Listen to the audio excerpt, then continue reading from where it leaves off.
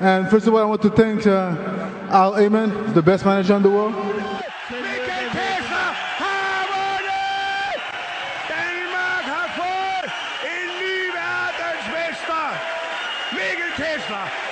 He's the fucking champion of the world! Mega man!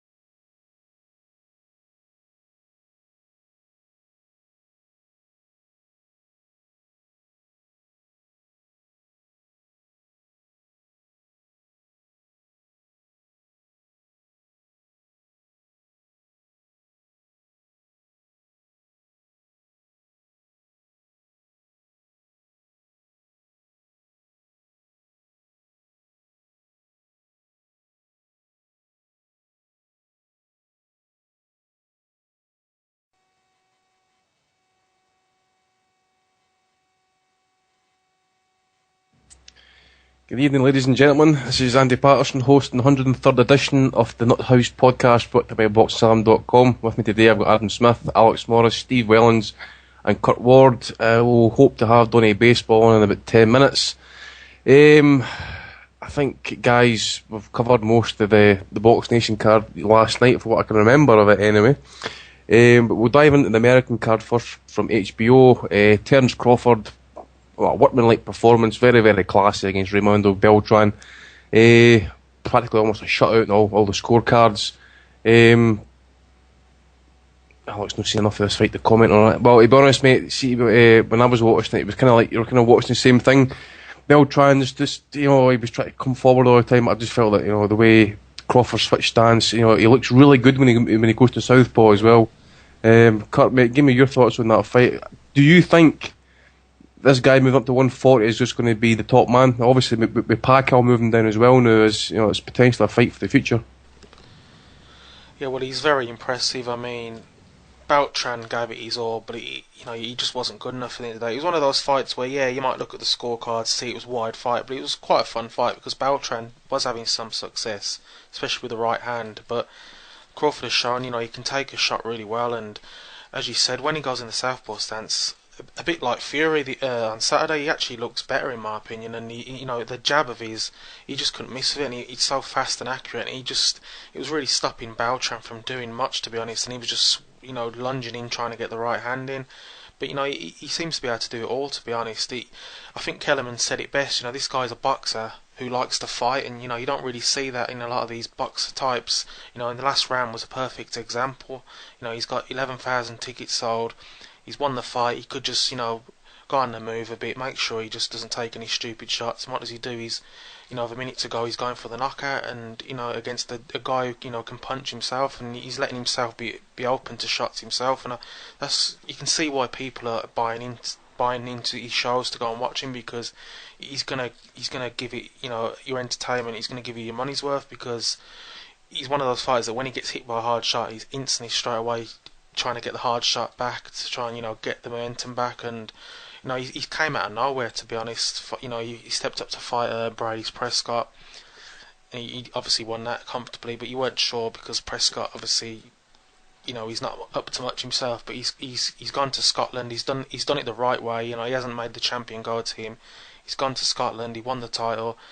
He beat Gamboa in a really good fight, and now he's beat Beltran. Many saying he's fighter of the year. I mean, it's been a pretty weak year in terms of fighters in big fights, so I think he's the leading candidate. But yeah, he's had a great year, and now he's going up, which he has to, because I think he weighed 153 pounds, which is crazy for a lightweight. It's like Julio Cesar Chavez territory. But 140, the Pacquiao fight's going to be there. That's the fight that Bob Arum will want to make. Not for the first part of the year. That'll be looking for the end of the year. But I think they're going to have to find an opponent for Pacquiao in April and an opponent for Crawford. I mean, people have been mentioning Provodnikov, and I think that's a really good fight, to be honest. You need someone who's dangerous, who can punch hard, because Crawford has shown, he can get caught with shots, but he can take them really well. So I just wonder what a really big puncher could do if he lands. Adam, mate, you heard Kurt say there that, it was one of the fights we're kind of looking forward to, because it's been a shit year for, like, big fights, top fights, basically. It's a 1 and 2 guy in the division. End of the day, as well as, did you get slightly bored watching that fight sometimes? Because it just looked like Crawford was just having his own way at times, but then there was times as well Beltran was getting lucky. He was landing some right hands, but then, as Kurt says as well, as Crawford was just coming right back with interested with some of his shots as well. I think if I didn't have a bet on it, I would have probably got bored. I needed him to get the KO, which obviously failed to do so, and never looked really like doing. To be honest, another bad call from me. But I think with so much switch hitting and switching of stances, I think the power element, is detracted from him, much like Fury as well. I think although Fury looks a solid boxer in the southpaw stance, and so does Crawford, I think it takes the power element away from both fighters.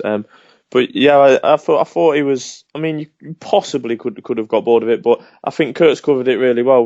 Whereby when he did get caught, he was happy to fight fire with fire, and he was still going for it late in the last round as well. So I think that's good. He's obviously got a good base, and you can feel the atmosphere through the TV, and it's quite a lot different to the Vegas fights that we're used to seeing. And it's really good to see that he's selling a lot of tickets, and Top Rank are prepared to keep going back there. Whether they'll get Pacquiao, there's a completely different question, obviously. But I think the Pacquiao fight's almost certain to happen if it turns out the Filipino does come back down to 140. And I thought he was dead good, look comfortable throughout, and it's been a real breakout year for him. Obviously, again, as Kurt's covered, he's been to Scotland to win the title.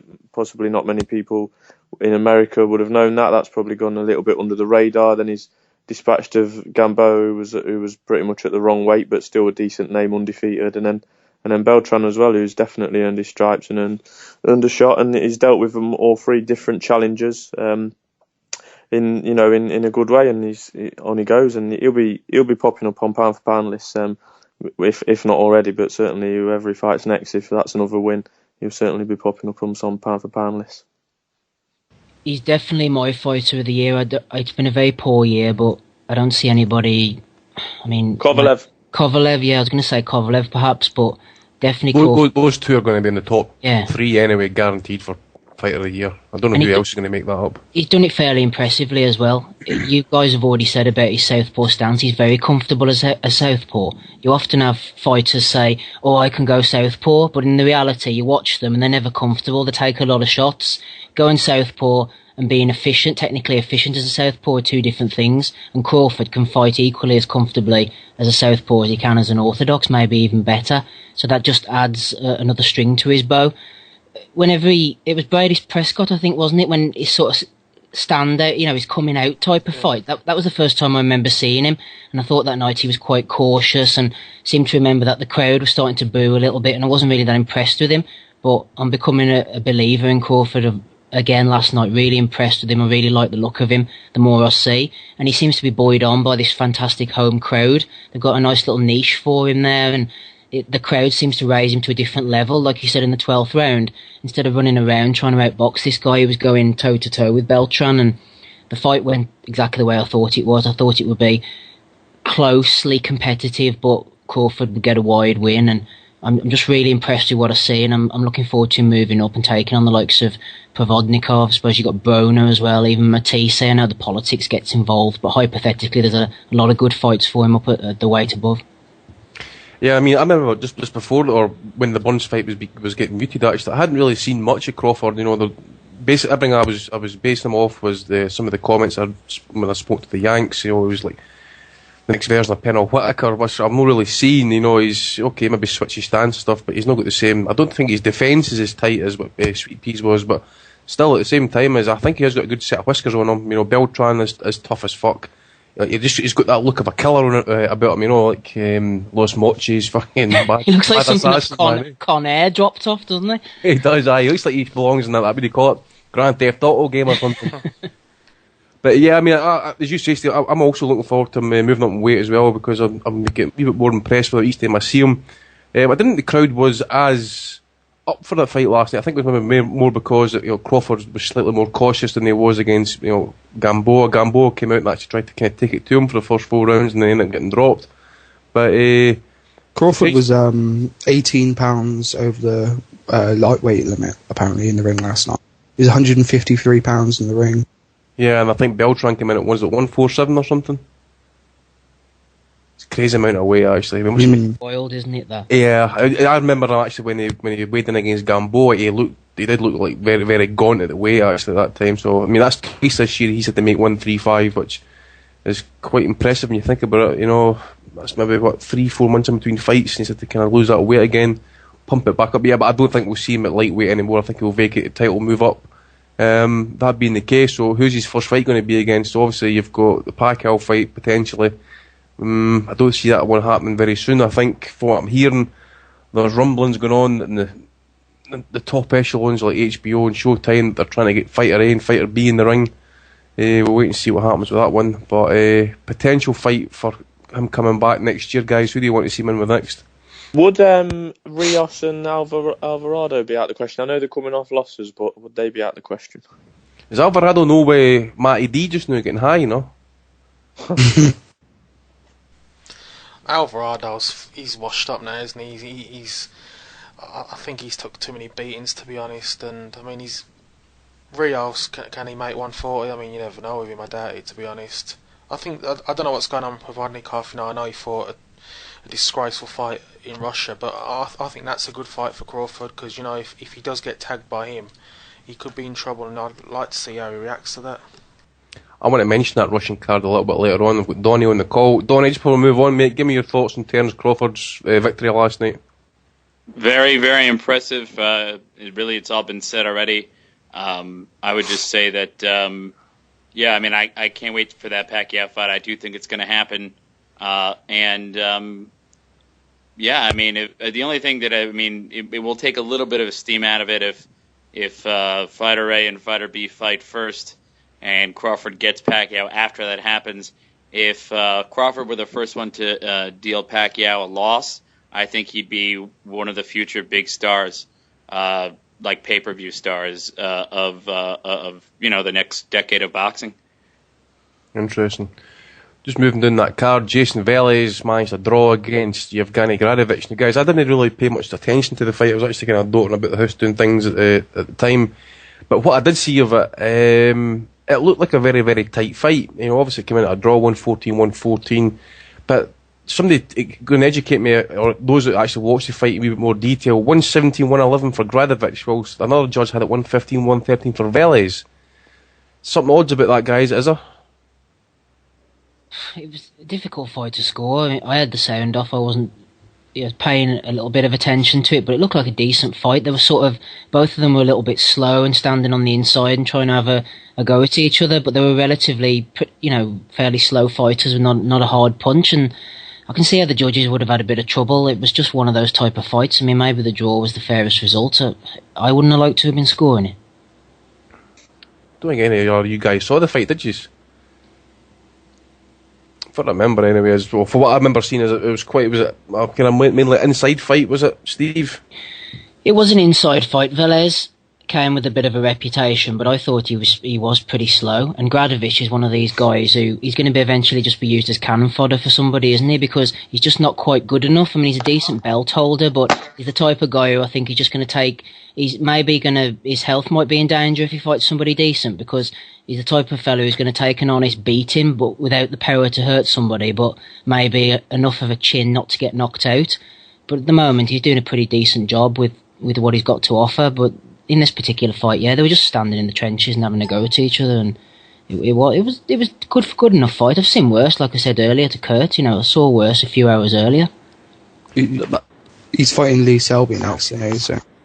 I was just going to say, actually, what was his next fight going to be? Because obviously, I want to see him with Lomachenko. Actually, I mean, if he's just standing there in the pocket with Velez, obviously Lomachenko could maybe even box rings around about him with his good foot movement. He'll box rings around him. Yeah. So is it definitely Selby next, do you think? Well, yeah, he's mandatory, isn't he? So. Interesting.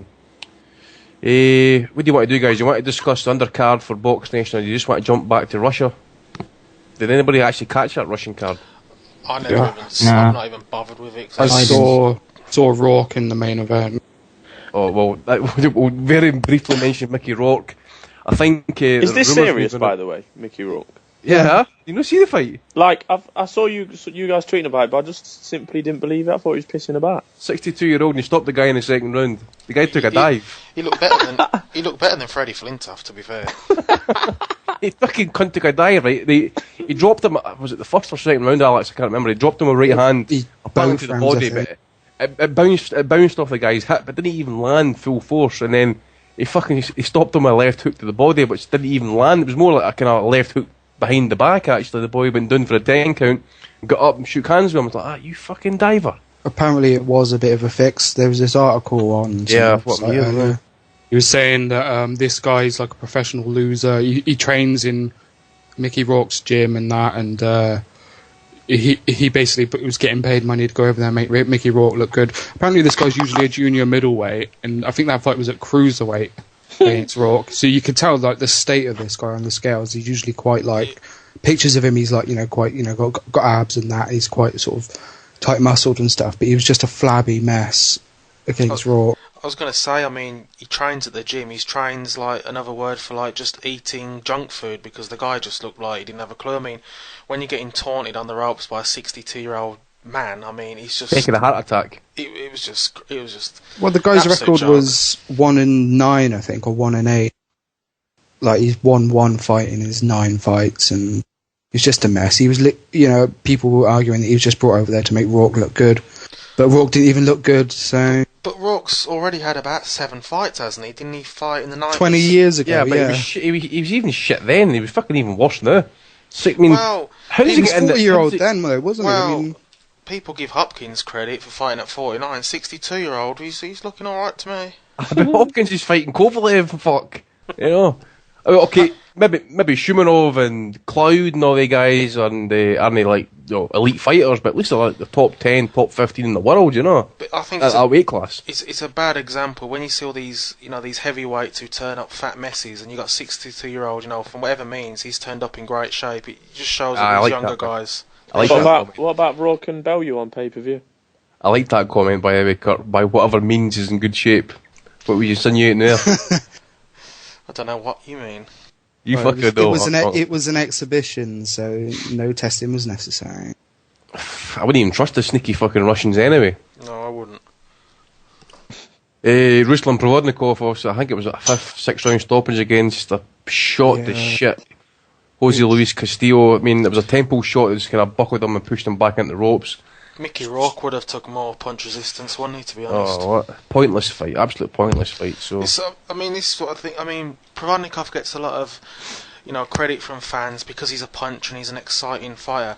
But this is a guy who, after the Algieri fight, said he doesn't like fighting, movers. He doesn't want to fight a mover, like a runner ever again, as he called it. Can you imagine the stick that Amir Khan would get if he said, I don't like fighting punchers, I never want to fight a puncher again? Yeah. I mean, this guy, and then he goes on to fight Castillo. I mean, come on. I hope he fights Crawford, and Crawford, really deals with him, to be honest. Well, I mean, to be fair, Kurt, though, he tried very hard to get another opponent and to get a fight in the United States, and due to boxing politics and due to well, pretty much boxing politics. He simply couldn't get an HBO date, and he couldn't get an opponent. So he tried to stay busy fighting somebody. I mean, could he have found somebody a little bit more plausible than Jose Luis Castillo? He just got him for probably, a name, didn't he? Yeah, but I mean, you have to remember that because it wasn't in America and it wasn't on TV, you know, they have less money that they can budget to pay an opponent, and who wants to go over to Russia to fight Provodnikov? And you're not going to get many takers. So, you know, I mean, I'd rather see a guy fight than not fight at all. It was a farce, but it's better than staying inactive like we see so many fighters do when they don't get what they want. Where would you rank Castillo right now? Like, what ranking would you give him? Top 50, top 60? What? I mean, not in the top 50, probably no. I mean, you could get someone for less money than the name of Castillo in the top 40. Let's be honest, he could go out in Moscow and find a bum on the street who's 30 years old who can probably take a few digs for a sandwich, let's be honest. Yeah. Bottle of vodka as well. You fucking lie, what do you call him that? Blanket. More casual racism. Oh, God. Generalisation there. Where's Tommy when we need him? Tommy, I think he's working, actually. Saying that, did anybody see Provodnikov's mum at ringside, actually? Oh, God. She just looks like Rosalind in a wig, doesn't she, really? I don't know who's who, to be honest. Who's the more sexy? Her or Pacquiao's mum? Deborah Crawford. You've got to say Mama Pacquiao, because she could Mama just put Pacquiao's the devil on you. Mama Pacquiao's an 8-pinter. I would say Ruslan Provodnikov's mum is maybe like a 12-pinter. Yeah. No, I like that witchy woman. Provodnikov's mum's 4 gallons of Russian vodka, isn't she? Oh, God. Anyway, guys, just briefly going back to the card from the Docklands in London. Obviously, when I woke up this morning, I was seeing whole sorts of stuff on Twitter and stuff, people posting pictures of a situation, no toilets getting used, and people were pissing in cups of beer and the fucking hallways, and people losing their seats, tickets getting resold, press seats getting sold and stuff. It was an absolute mess by some accounts. I think the Americans, I forget what American person, there's a woman that was, what's that woman's name again? Michelle Phelps. That's her name. She ended up walking out with her and her entourage, I think, because they'll end up losing their seats because they end up getting sold off or something or some shit. I've had that happen. I've had my seat sold off before. Yeah? Yeah, it's Did not you- Whose not show was it? uncommon.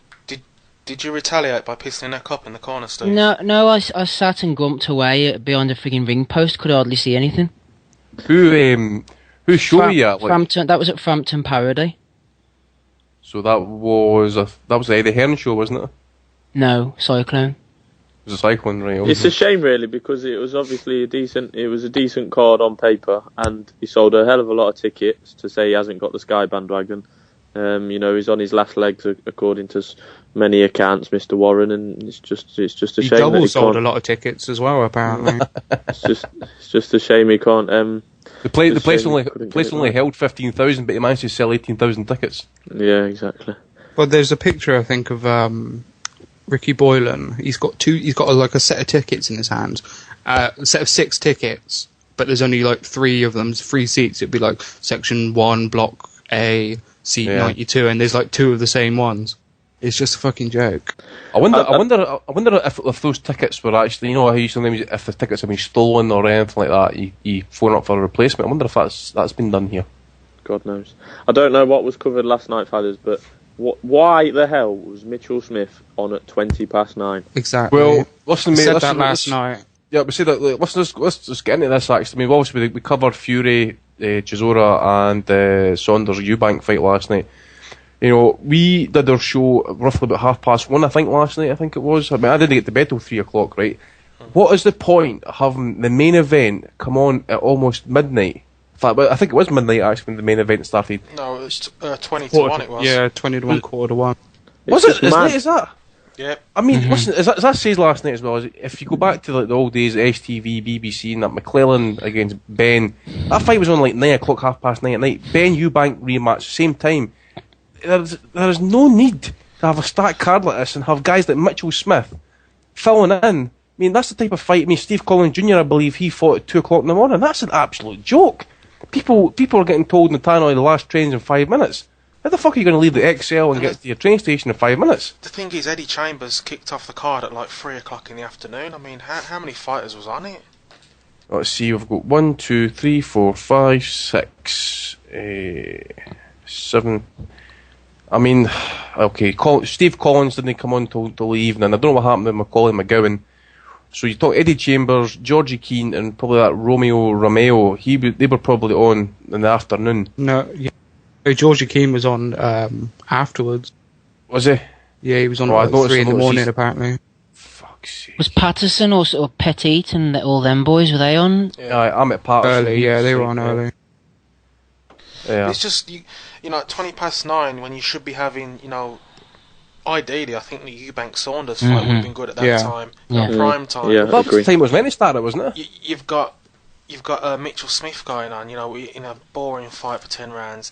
You know, then you've got Gavin Skeet coming on at like, you know, 10:30 or whatever it was. It's just crazy. I mean, you know, we understand it if, you know, you got American television. You know, we've seen fights that have been gone on late there. That's no problem. But I just don't understand it. I mean, you know, Fury Chisora out at like 10:30, 11:15 would have been fantastic, and you know, it enables people to get home, and you know, the co-main event on around 9:30, that would have been perfect. But it happens all the time with Frank Warren. I don't know why. I mean, Billy Joe Saunders fought Ryder at 12:30. It started. It's just way too late, and people are restless, and people watching are bored. So you can't imagine what people in attendance are feeling, because it's just dragging on and these boring fights. Warren's such an experienced campaigner, though. He's been around for so long. I mean, how come he's making these sort of elementary mistakes? Did they think that Mitchell Smith was going to knock this guy out in a round? Because I saw this guy who he fought, Kovacs, getting knocked out by Sutcliffe Jr. in Dundalk on his debut. So, I mean, did they think Kovacs is going to go early and that would be the end of it? I think that's what they must have thought, and also with Bugliani, they must have thought that his fight would end, you know, early-ish and not go the full, you know, 10 rounds, was it, as well? That was shit, that fight. Buglioni, by the way, there is an Adam Smith vulnerable list for betting, and Frank Buglioni is at the top of it, standing alone. He is ready to go. As soon as they put him in with even a half puncher, he is going. I didn't think the fight was actually that bad, though, Andy. Did you not like it? I mean, it was okay. It was like any minute now somebody was going to go, sort of thing. Yeah, I heard Robinson should have got be more kind of fairer shake in the cars. I didn't think it was that wide, apparently, according to some. No power. He had no power, though, did he? Yeah. But he still managed to rock Buglioni. His miles open. His training's all over the place. I know he's gone over to Ireland now. No disrespect to those guys, but it's a long way. It's a big change to go from London. He's as soon as they put him in with any sort of banger, he's gone. With the greatest respect to the Collins, if Jimmy Tibbs can't make anything of him, what chance have the Collins got? My well, that's true. I agree with that. But Pascal Collins is a very good coach. I mean, he's not. I know he's only appeared on the screens recently, but he's been doing the gyms for years and years. That, you know, Steve's brother, he was an ex-pro himself, fought in America. I mean, and what improvements did you see? Buglioni last night? I didn't see any improvements. It's just, you know, he was hyped up, wasn't he? He sells quite a lot of tickets. You know, you can see why Frank uses him, because he shifts so many, but he's extremely limited, isn't he? But he is a fun fighter because, you know, he can hit a bit, and he also takes shots himself. So as soon as he does face someone who can punch, it's going to be him or the guy in early, isn't it? He's like a shit Amir Khan. You know, he's going to get battered. Amir Khan he's going to batter the other guy. Frankie Bolognese. Well, they'll keep him on. I mean, if he's selling 1,000 tickets or whatever it is, I mean, that's frigging gold dust these days, isn't it? They're going to keep matching him. Yeah, and let's be honest, I'd rather watch him than watch Frankie Gavin, to be honest, because, you know, them fights are just going to be 12-round dull affairs. Talking of Frankie Gavin, he had a 116, 113 twice, 116, 112 unanimous decision victory against Bradley Skeet. Didn't pay attention to the fight, guys. Anybody got any comment to make on it? Didn't watch His face it. was a bit fucked up, was it not? It surprised me. I was expecting like 1,000 punches, I was expecting 10 knockdowns, I was expecting power punches galore, and instead we got jab, bit of moving, jab, bit of moving, jab. Totally unexpected. I noted that Gavin was marked up even after the first round. His face. First round? His face was marked up. I thought Skeet had the Felix Sturm habit of finishing rounds pretty well, so it was difficult to score. I had it 115. Yo, what happened there? Was that your swearing getting beeped out, Adam? But I don't very often swear. What was that? Or passing wind. We don't do that no more on this That show. wasn't me. Anyway, back to business. Gavin 115, Skeet 113 for myself, but some of them could have. I hate scoring draw, tied rounds, Even but there could have been a few of them in there. It was. I don't know where Frankie Gavin goes despite the win. I don't know. Did anyone European level takes him? Did anyone think we were going to get the draw though, and we're going to be like a Bellew Chalemba situation? You're thinking, oh no, rematch, please. No. I said last I think it was last night I mentioned it. Gavin is not a 147-pound fighter. He needs to do everything possible to get himself down to 140. I know lightweight's probably a wee bit too much, but welterweight surely is doable, for Christ's sake. I mean, if he were to go in, I mean, the likes of Bundu, for instance, okay, Bundu's not probably an elite level fighter. Cheers for that, Adam. Isn't an elite level fighter, but at the same time as he's good European level, I think Gavin at best is European level. I think if he hangs around there at welterweight, if he gets up to world level at any point, I think he's going to get wiped out. So can I defend this fight? If you want, if you can try. Good luck. No, I mean, Pacquiao put a spell on Steve. No, I was having another think. I have a think about something every week. I was thinking about this while I was watching it in the period that I was awake anyway. And I know that it was a poor stylistic matchup, and we knew that beforehand, right? But on paper, competitively speaking, I don't think it was the worst fight in the world, because think about this, if it was on a different show, a stacked undercard, you'd have had Gavin and Skeet against different opponents, probably lesser, poor quality opponents, but on this card you had Gavin just coming off the back of a European title fight, only one loss, Skeet an unbeaten prospect. On paper, forget about their styles, you can't really argue with those statistics coming in, so I don't think it was the worst match in the world, to stack out a card. You would never stick that as a main event. You would never put that fight as a main event. No, but filling out a card, though. Yeah, I get that's a decent argument, Steve. Yeah, and like you said, everyone knew that it was going to be a tough matchup stylistically, and it wasn't actually. It could have been worse. It could have been worse, but I think it should have been on first, 7 o'clock fight. I think that should have been on, got it out of the way. Because, like I said, on paper it's a competitive fight, but it's just the styles. It was never going to be a great fight in terms of action, and the fans want to see that. And you got Liam Walsh Sykes to come on after, which was always going to be a better fight. Yeah, but Kurt, I think what they did there was they had Freeview, didn't they, from 7 till 8 o'clock? So they put Walsh and Sykes on about or about 7:30, so that it was going to finish with 2 rounds to go, just as it was going over onto paid, for people to say, oh, I want the night and I want the last 2 rounds of this fight to see how it ends up. I'll subscribe to Box Nation. So I think that's why they put that on first. So what you're saying, Steve, if people had tuned in at 7 and saw Gavin Skeet, they would have said, fuck this. Exactly. Just talking about the Sykes fight, I actually quite enjoyed that fight. Liam Walsh, Gary Sykes. Walsh showing that he's got class about him. I've just been disappointed as to how slow his progress has been. Actually, I think he's going to have to move up to lightweight now. Just been disappointed for Gary Sykes. I've always liked Sykes, decent enough wee boxer, tough as nails, kept coming forward. I just think he got I don't know if he got kind of sloppy or just tried to kind of overextend himself in the first round and got dropped. But 118, 109, I think I had him on my scorecard. So Sykes, I think, is going to be destined. I know they mentioned him fighting Broner at one point. Broner would probably let him alive, but I think Sykes now is going to be destined just to remain at British Commonwealth title level. But I think Walsh, I like to see him up at lightweight. I think he's got an extra couple of gears in him if he can get up in weight. I think definitely European level.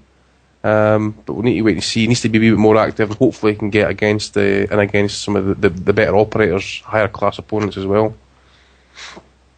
Anyone satisfied with his performance? I saw the back end of that fight. It looked a bit of a war of attrition at times, but it was. I'm still undecided on Walsh. I'm not quite sure how good he is, but he'll continue to be campaigned, like you say, fringe world European maybe. But if I can just take a minute, Andy. Sorry, with missing last night just on the co-features. I'm assuming a lot of it's already been covered last night, but I just thought Eubank last night fought as if he didn't trust his stamina, and it was a bit of an unknown, so that's why he didn't do much early on.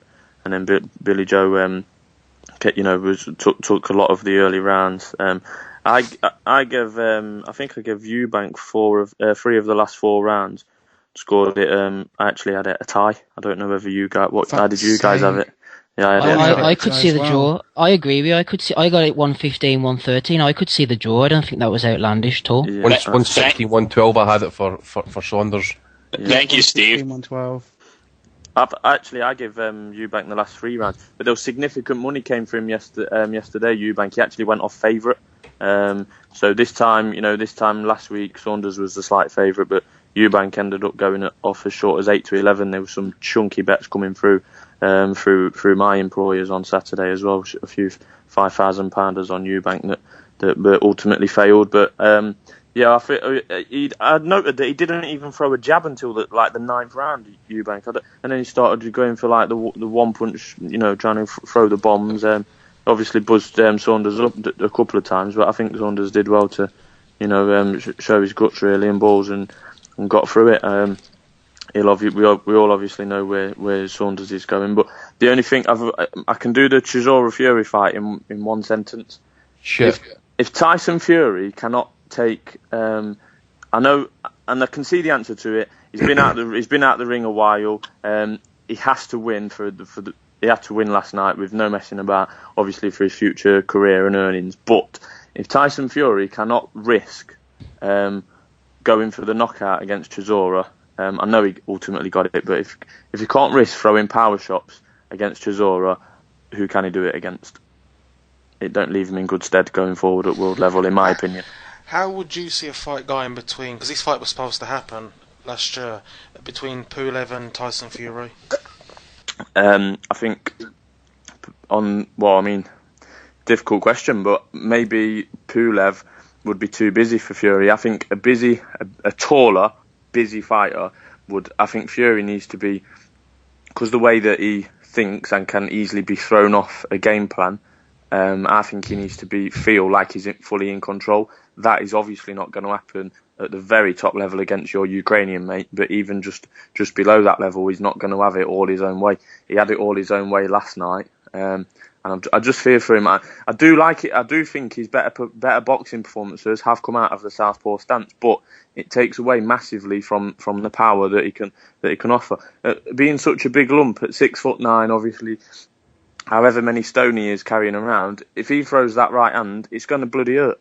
But he was hardly throwing it last night because he was in the wrong stance. So if he's worried about throwing, against a lot smaller opponent in Chisora, how's he going to survive against the likes of Wilder, who's a lot taller, Pulev, as you say, who's a lot taller, obviously the main man as well, Joshua even down the line, Price. I was hoping last night would be a bit of a coming out party for Fury. I like him. I think he's got real potential. But last night, it just put me off a little bit, to be honest. That was some one sentence, by the way. It was more like one. Yeah, it was good. Well, it was a one sentence, and then Kurt asked me a question. So that was like Frank Warren's card last night. It just went on. Yeah. I need to get a train here, Adam. Listen, just before we move on to the Twitter questions, we'll just round up here. Were any of you impressed with Liam Walsh's performance? Not really. I was. I thought he looked good. Yeah, he looked very good. The thing is about Sykes, he has 2 flaws, doesn't he, Sykes? He's brave, which is the main thing, but he hasn't got a punch, and he's slightly vulnerable. That doesn't do you very well in the boxing ring. He comes forward, he can't hurt you, and he can be hurt himself. That's the problem with Sykes. Liam Walsh thought he did the distance very well last night, and he boxed very well from the start to the finish. And were they talking about Mitchell Smith going in with Walsh? Did I hear them saying that in one of his defences? I think that's. They mentioned that, but Walsh is massive for the weight, wouldn't they? Yeah, Mitchell Smith's a featherweight. In all honesty, I like Walsh. I think he'll go to European level. Donnie, you wanted to say something before we get Paul Webb on the line? Yes, I do. I just wanted to say really quickly, last night I also mentioned that I had the fight a draw, and, you called me a cunt. Did I? I can't remember that. and then there's a message. Was that sweaty or hairy one? There was a message that was written on the forum under the thread corresponding to last night's podcast, and it said, and I quote, "My 8-year-old son just listened to a bit of the podcast unsupervised. He just came down and asked my missus and my mother-in-law what a cunt is." Seriously? And what does kicking the fuck out of someone mean? Naturally, it's my fault. Cheers, guys. P.S. My mother-in-law is a vicar. So who? This Yarvo. Is this who it is?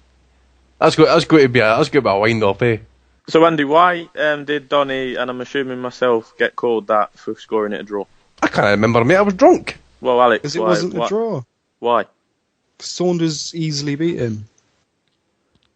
Fair dues. Oh, I thought. Well, if I can remember him, I thought Saunders bossed the early part of that fight. There's my scorecard. Hey, I'm buzzing that Saunders beat him out. I wanted him to, and I'm glad that he has. But that's just how I scored it. First 5 rounds I gave to Saunders, and Eubank got the 6th. 7th went to Saunders, 8th to Eubank, 9 and 10 to Saunders, and then 11th and 12th went to Eubank. Exactly the same.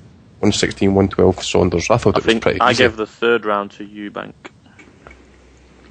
I can't remember vividly, but comments being Eubank busier, BGS landed a decent straight left, no bad damage. I just thought it was busier in that round. By the way, why is an 8-year-old listening to the fucking podcast? Hey, well, it's a far-reaching, well-established show now. You see. He won't be again, so I wouldn't worry. Fuck's sake. Anyway, I think we've got Paul Webb on the line. Are you there, Paul? Yeah, I'm there, guys. Can you hear me? How you doing, mate? Yeah, not too bad. Did you call in last night by any chance? No, I was. I sat and watched a show in a pub in Warsaw last night after a local event I went to, so I didn't get a chance to listen in. So if I repeat anything you've already talked about, I apologise. But yeah, just a little bit on Gavin. I know a lot of you were talking about him going down to 140. I'm from Birmingham, and Frankie's from that part of the world, and I interviewed him just before the Bundu fight, the day before the weigh-in. And he said, first thing I asked him was about going down to 140, and he said it wasn't ever a consideration. He said basically that looking at him as well, he did look like skin wrapped on bones. He did look like he was really struggling to even get to 147.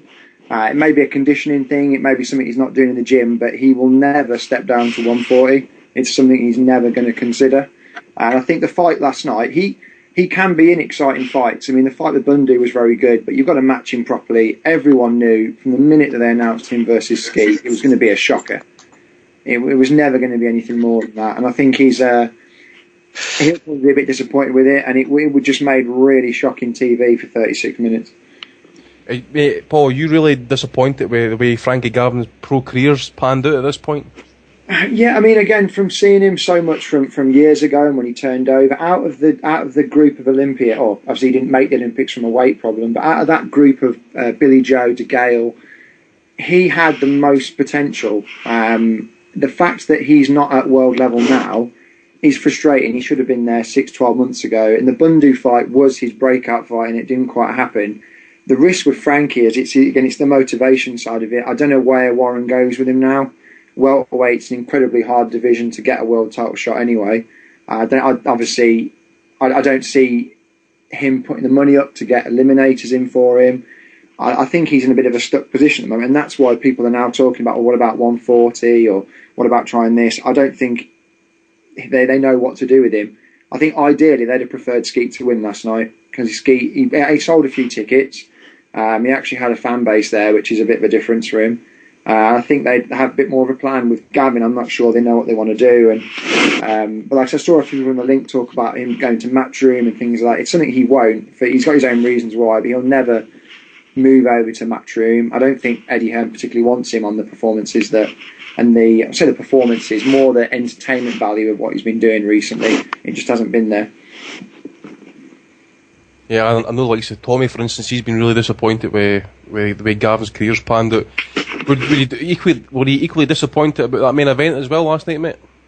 Oh, it was.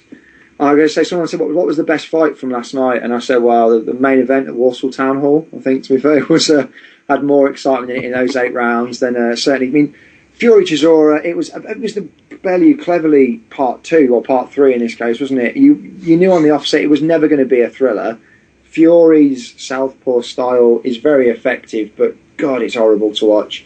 And Chisora, I mean, he's normal, like he did against Klitschko, stomp forward, throw a left hand, dig his shoulder in. he wasn't even doing that. He didn't throw a right hand all night, barely threw anything to the head. The amount of times he hit Tyson Fury in the hip, I think Fury waking up pretty sore this morning from that, but from nothing else. It was very, very, very disappointing. But again, the big problem was the scheduling side of it. I didn't go down for the show last night. Quite glad, because my press seat probably would have been sold, and I'd have ended up standing next to some bottles of piss or something. But it was just very, very poor, and it's a shame really, because this is the problem. We all bang on about wanting 50-50 fights, and that show had 3 or 4 or even 5 really good competitive fights on paper, but the entertainment value was really lacking. Even Eubank Saunders was a good fight, but it wasn't a brilliant fight. It only stands out so much because of the crap that went before and after it.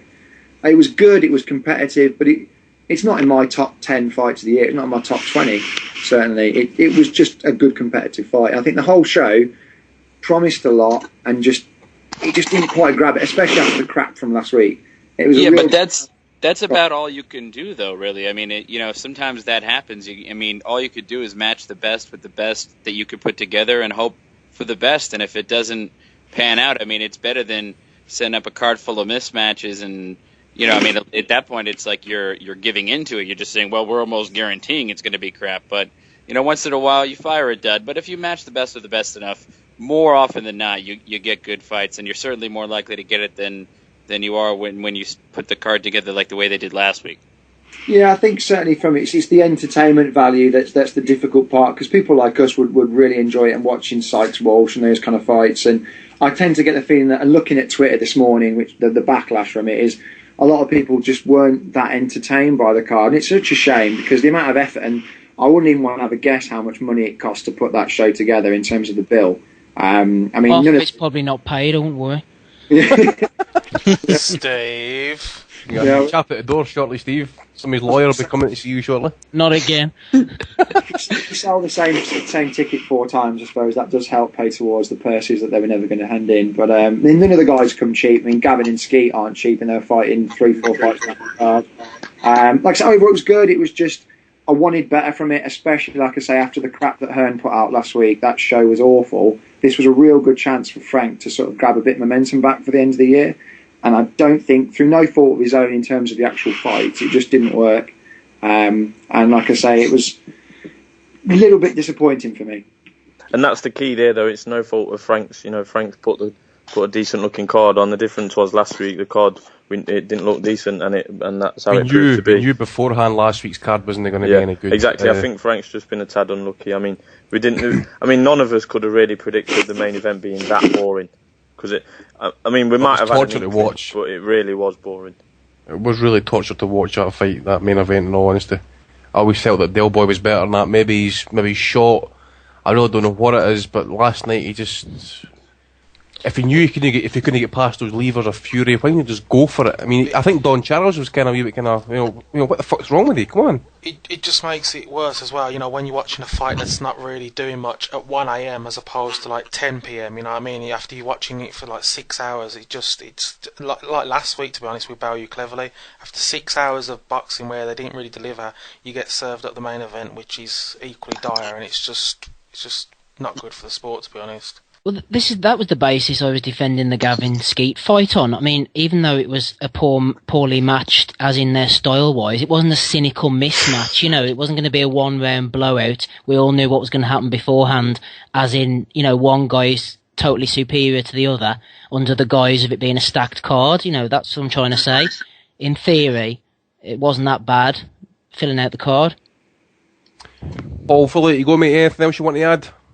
No, that's it, guys. Like I say, it was a good show overall, and I think lessons will be learnt from last night. Certainly the logistical point of view seems to have been an absolute nightmare, and hopefully after the 4th show in a row Warren's done this, he might twig that people want to go home before 3 a.m, but I won't bet on that.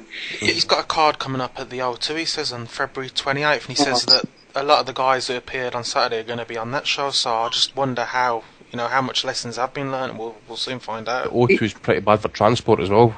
He said that all the fighters that were on the bill, even the ones that lost, would also be on that show. So unless he's going to do the whole show again, I'm not quite sure what he was trying to say. Again, the problem with Frank is how much input is he actually having on these shows. or is it being left to people who don't know what they're doing? Because Frankie's as much as people slate him for various things that he does, he can put on big events. He's done it for 30 years, and last night and previous shows at the Copper Box just smatter of being not organised properly and being really sort of subpar for that many people to go to an event. Good point. I agree with that. All right, guys, nice one. No worries, Paul. Thanks a lot for that, mate. Cheers. All the best. Mate. Cheers.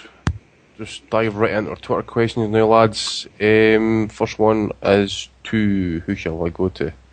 Donny. This comes from Jordan Singleton. By the way, just before we go into this, who's sounding like fucking Daffy Duck? Anybody hear that kind of duck kind of sound there? No. I've been hearing it. I think it's coming off Adam's one, actually. No, it's not me, lads. No. Anyways, Donny, Jordan Singleton's asking, with Crawford proving in 2014 that he's probably the best lightweight in the world, who would you pick him to beat at 140 if he moves up? I mean, everybody except Pacquiao, without a doubt. I think who else is at 140 just now, actually? And Pacquiao really isn't even at 140 right now, but I think... Danny Garcia, Matisse. Yeah, I mean, the only thing that I think that he could be vulnerable to is, remember, Gamboa did shake him up, and a lot of people downplayed that win for Crawford a little bit because Gamboa was coming up in size. Now, Gamboa is a big hitter at any weight, but potentially he could get caught with a good shot and maybe, suffer a freak knockout. But he does seem to have very good recovery powers. Like, he can get shaken from a shot, he can get, the buckling legs, but he seemingly always manages a way to recover from that, and usually not leave his feet either, but to actually just weather the storm and come back. So, faced with a really big hitter at like a Matisse or a Provodnikov, I mean, if they caught him, they could get him in trouble. I'm not sure if they could finish him off, though. He seems too smart in there to get stopped like that. But I mean, never say never. But otherwise, I mean, from a pure boxing perspective, if he doesn't get knocked out, I think he takes out everybody at 140. I'm just looking there. Do you think if he moves up, do you think this first fight, if they're going to try and grab him a title, do you think maybe put him in with Jesse Vargas next? Well, I think Arum likes Vargas. I think he's trying to build him as well. I don't think he wants to, even though Vargas isn't exactly the most exciting guy in the world, I mean, if they put him in a good fight or two, I mean, he is Mexican, and, they carries a good fan base naturally as a result of his, Mexican heritage. And, I mean, I don't think he's going to want to, pit his two guys together like that. Remember, one of the things that you have a benefit of when you move up is you're not a titleist at that point. And so if he could sneak him into the mandatory position against maybe... So who do you have at 140? You have Garcia has 2 belts. Peterson, and then the WBO belt is vacant because they stripped Algieri. So he'll probably go for the vacant belt, to be honest. Who's the other contender? I thought actually the WBO would actually go to Pacquiao if he's moving back down. I think that's probably... If he's moving down, though. I don't know if he will be moving down. Well, you've got Alec Verde. What about Postal, for instance? I mean, there's no... Yeah. Be a tough one, that, wouldn't it? But good fight, that, actually. I mean, it's a battle of jabs. It'd be an interesting... We learned something about that's like one of those fights that if you really like a fighter and you want to see him deal with different styles and weird challenges, that would be an interesting fight because Postal's really tall, if I recall correctly, right? What about Cesar Suna? You know, that 47-0 injured man. He's got 2 knockouts though. I think he's fighting Khan next. No, just kidding. I bet he is. Who's that? Who are you talking about, Andy? It's that, it's Cesar Rene. Is it Sensuna? Sensuna or Senke or something? He's 47-0, but he's only got 2 knockouts. Right. I'll post his record up just now, Steve, in the chat there, just to let you know. No, but I mean, I could see, it could be Postal. It could be, actually, it could be. Still Herrera at the weight as well. It could be the winner of, a fight that I think is an eliminator for a title shot that's coming up next weekend. I'm sure we'll be talking about it. Is Delorme versus Lundy. Oh, aye. Delorme was the one that quit. Cut the fights back. Yeah, it was a couple of years back, I think. Yeah, but I'm a big Lundy fan. I'm rooting for him in that fight. But anyways, I think that the winner of that fight might be a candidate too. So there's a lot of names at 140. I mean, there's definitely plenty of turf to conquer for him. So I think he can stay 140 is there as actually long as he wants. I think 140 is kind of thinning out a wee bit, actually. I don't think there's really any other top names in there. I mean, Peterson's doing jack shit, really. Matisse's not really done nothing this year apart from that war against Molina. And it is looking increasingly likely that Garcia's going to move up in weight, so...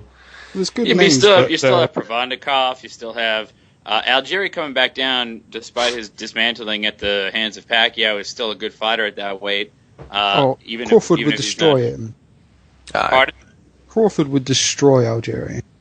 Probably, yeah, but I'm just saying there's like a lot of good name fighters in that division that I think he can fight, and they all have different style. I mean, when you talk about the differences between Provandikov and Algieri, Garcia, Garcia's unlikely, but Peterson, Postal. I mean, you could learn a lot about Crawford by seeing him run through some of these guys. Even if we think he'd win all those fights, he'd still be faced with different things. And, he is young and he is still learning, even though he's a lineal champion at a weight. And, we'll see more about him. But, I think seeing him go through the 140 division will be interesting. This is the problem there with 140 is that most of the top names are with Heyman, and obviously they're not going to be made. Fights aren't going to be made with Aram. If they're just with Golden Boy, I'm sort of sure about the blurred line of who's with Heyman and who's with just Golden Boy. That's why I was saying, since he's not a champion, if he could maneuver himself, if he really wanted to prove something at 140, be like, I'm going to go after Garcia, something like that. I think. He would, yeah.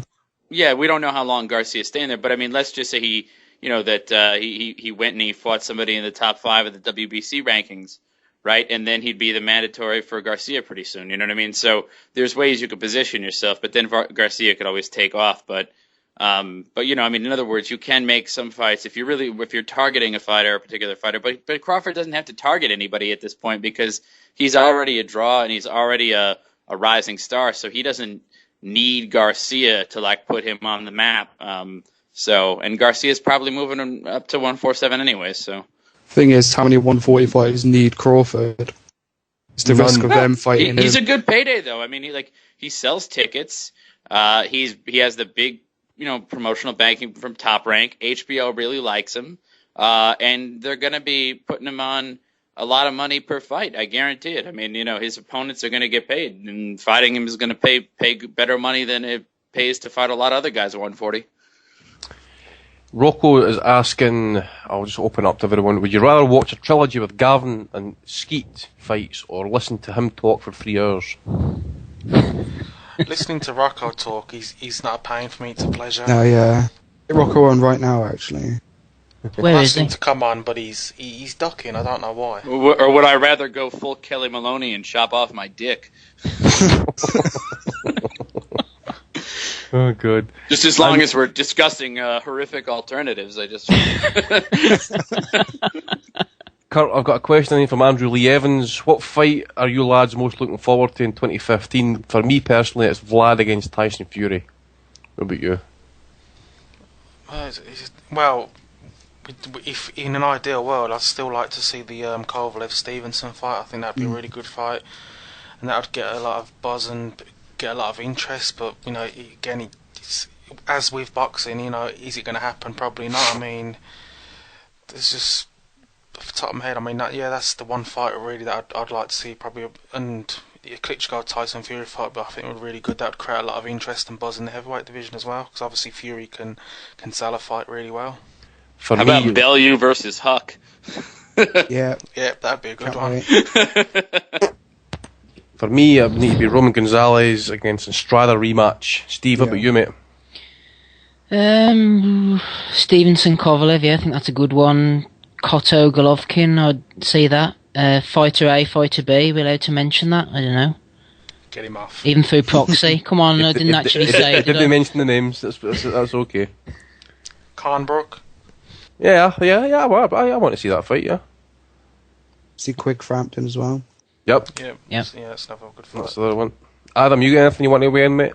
Golovkin Ward. Oh, sorry. Golovkin against anyone good. Josh Golovkin Ward. Golovkin Ward and Golovkin Canelo. Adam said he wants to see Golovkin Froch. That wouldn't be a bad fight, really, to be honest. That actually would. That'd be a Forge fucking against war. Kovalev. Golovkin Taylor. Steve's in an evil mood tonight. That's licensed murder, that one. Licensed murder. Who else we got? Rocco asking here, if you took up pro boxing tomorrow and you could pick, which British trainer would you choose to train you? Adam. Vince Cleverly. Darren Wilson. Pity Tim Lane, wasn't he British, yeah? If he was British, I'd go with him.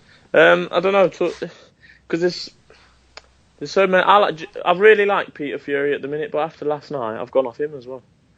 And I'm not a heavyweight, so Rob McCracken. Of course. Yeah, I mean, personally, McCracken or Tibbs. I think for me, those are the leading guys, to be honest.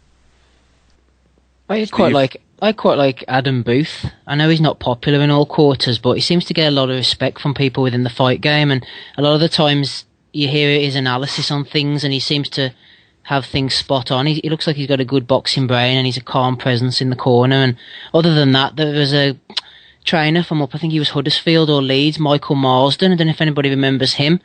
He was great fun. He was always dropping F-bombs and C-bombs on Sky, and they kept on having to try and cut him off all the time. I like Gary Lockett as well.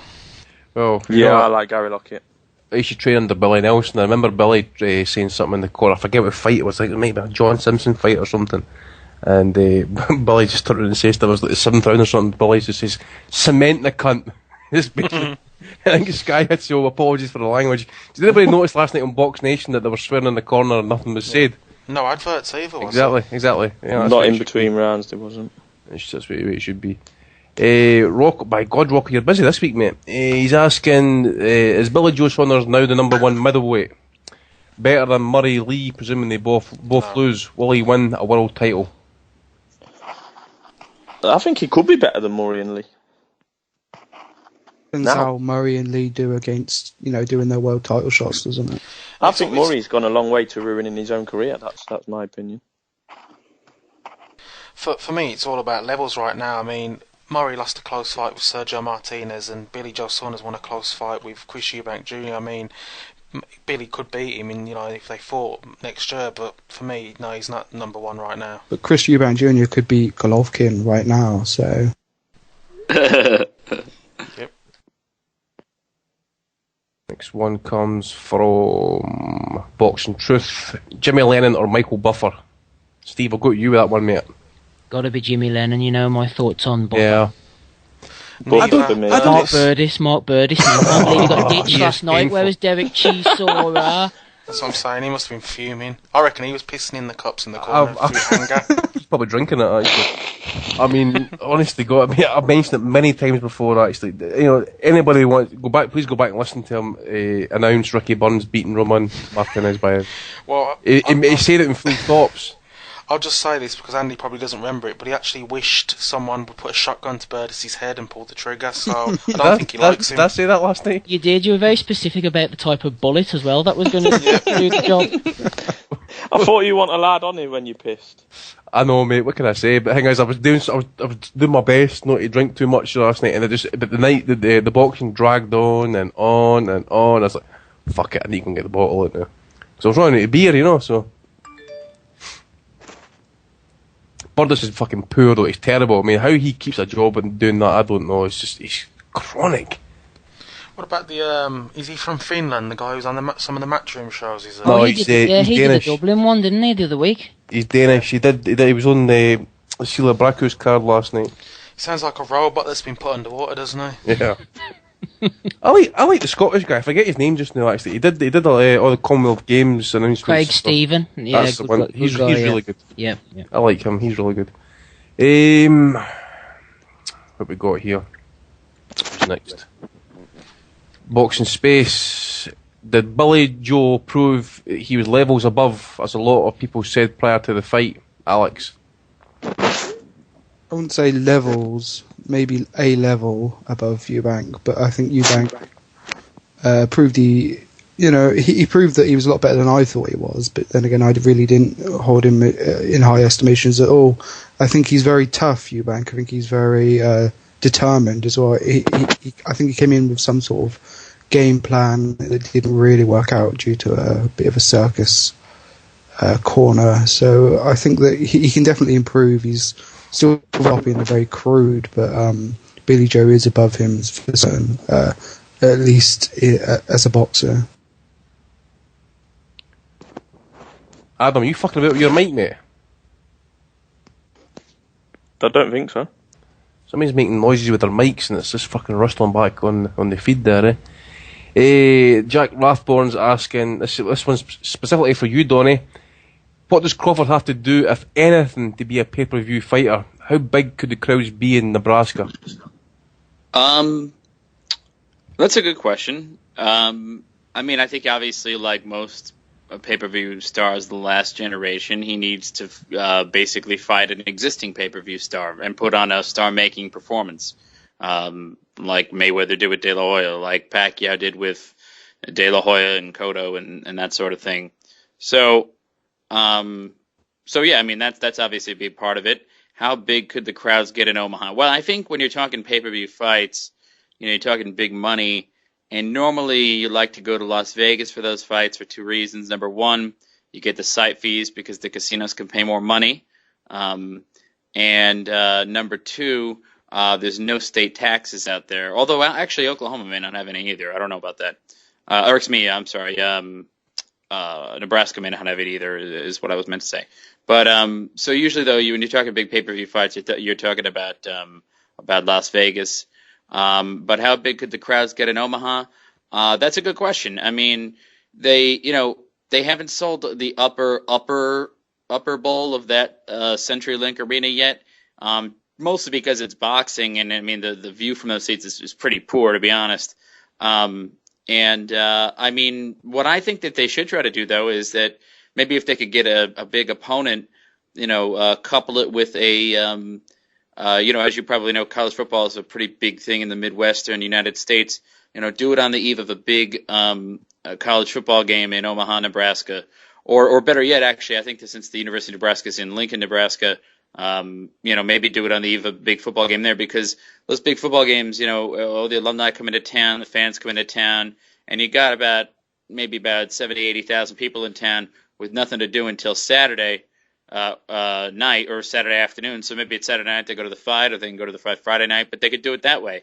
And that might be very interesting to see if they can market them to the American football, college football fan crowd. And, you have, like I said, a captive audience with all those people in town. So that's another way to do it. But, his crowds are only going to get bigger. How big they get, I don't know. But if they're creative with it, they can come up with some things. Okay. Next question, I'll go to Steve. This is from Boxing Space again. What was it Fury's newfound faith that made him go easy on Chisora?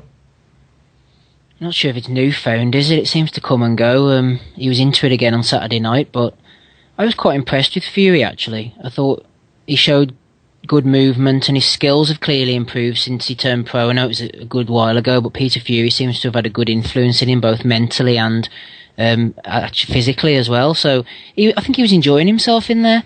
I don't really criticise him for not finishing off Chisora, because he's been pretty grossly inactive over the last 2 years, and I think he was taking the rounds, he was boxing, he was moving, he was busting up Chisora, he was jabbing, he was doing a bit of a dance, he was enjoying himself. And there's an argument that he could have finished off Chisora earlier, but at the beginning he might have expected Derek to come on late, didn't want to bust his gas tank, but after about the 6th round it was obvious that Chisora was just following him around the ring, and ultimately Fury did get the stoppage. After the 10th round, Don Charles said he'd had enough, so it was a pretty much faultless display. But I don't know why his killer instinct had disappeared and why he was going southpaw so much. I remember him going southpaw, actually. It was against Martin Rogan. It was one of the fights over here. Yeah.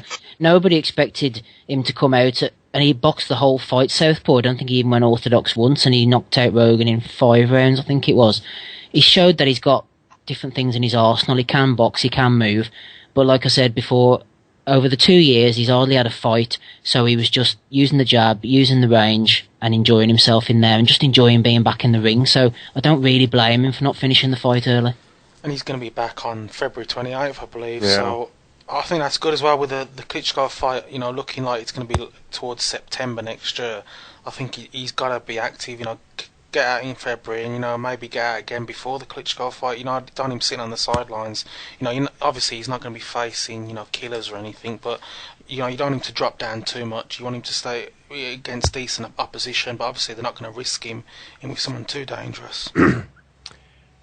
Adam, next question goes to you from David Lee. Quite a serious question. You need to give it a lot of thought, mate. Who's the biggest cunt on the panel? The 8-year-old won't be happy with this. But who? What? In my opinion, or what do I think the general public's opinion is? The general public's opinion, I think. Probably you, Andy. Yeah, possibly. Not my opinion. My opinion would be myself, but general public opinion probably you, because you're giving up all these. You're hating on Puerto Ricans, hating on Froch. Now, Froch hate is what, takes a lot of you guys down in estimations of the general public. I uphold the pod with my balanced view of Carl Froch, so. Fair enough. Fucking balanced view. Tell you what, if he pulled his member out by you'd be deep throating him in the heartbeat. I've got to agree with that. I'm the biggest cunt on this panel because I've got to host it, so I've got to be kind of like no the face, but probably the voice of the podcast, basically. But tonight, I mean, that's Steve Wellings tonight. He is on one. He has had some Weetabix and before he's come on. He's letting off a few bombs in it tonight. Steve's terrible insult towards Frank Warren, I just think he has to be up there. Well, actually, Amir Khan is fighting in 2 weeks, so I think I might be a candidate for this award when we're reviewing those fights. Alex, Kurt, you want to weigh in with who the biggest cunt on this panel is? Tommy he's got to be up there. If he was on every week, I think he'd be pushing it as well. I love Tommy. If Tommy was on every week, there wouldn't be a pod. We'll be banned. We'll be shut down. We're all lovely, gents. I don't know what people are talking about. Yeah, cool. Next question comes from Sam Smith. Alex, Billy Joe against Martin Murray. Who wins? Sam reckons Billy Joe will win. Yeah, Murray's massive though against Saunders. If you think about it. Yeah, I mean, Murray is just big for the weight, really, isn't he? I mean, again, I sort of answered this earlier about who would be ranked number one. I think we've got to see how Murray does against Golovkin first. Obviously, Murray's looked really poor in the last couple of outings that he's had, or maybe not poor, but just didn't put the effort in. Would he put the effort in against Saunders? Maybe it's not a big fight that he can really get up for as much as a world title, which seems to, make him a bit more dedicated. But you'd have to favour Murray simply because he's been at the higher level and, performed better at that level. Just cut out there, Alex. I just basically said Murray because he's performed better at a higher level than Billy Joe. Worries. I just got a feeling that Murray could go in against Golovkin. The inevitable happens when you go in with Golovkin, and then that'll be career over. And he's failed to capitalise on great performances in Germany and Argentina. Keith Smith's asking, who of Frank Warren's fighters wins a world title? I don't know if he's maybe forgot about Paul Butler. Who's next to win a world title? Who's next? Try to think. Who's he got again? Probably Billy. Billy Joe. The WBF Asian Pacific count. The WBF won or the IBC title or something. There's what about that? Hasn't he got? Well, he's got Liam Smith potentially.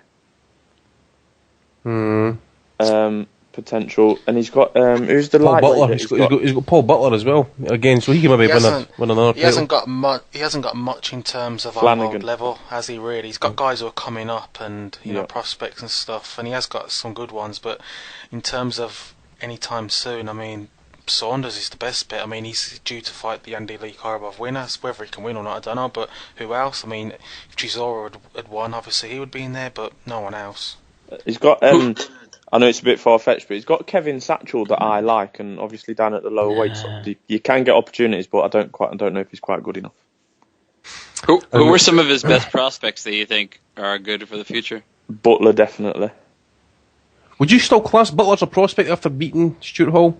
he's a prospect in terms of his age and exposure to the wider audience. But no, I mean, for hardcores, he's probably not a prospect. But not many people outside the boxing circles will really know who he is, especially in this country. Never mind elsewhere. So yeah, he's probably still a prospect to me. There's none coming through though, is there? Looking at these undercards, I mean, if you're watching the Box Nation undercards, I mean, who can you say is going to go to a decent level? I don't see any of them. Romeo Casanova Romeo. Well, there you are. Point proved.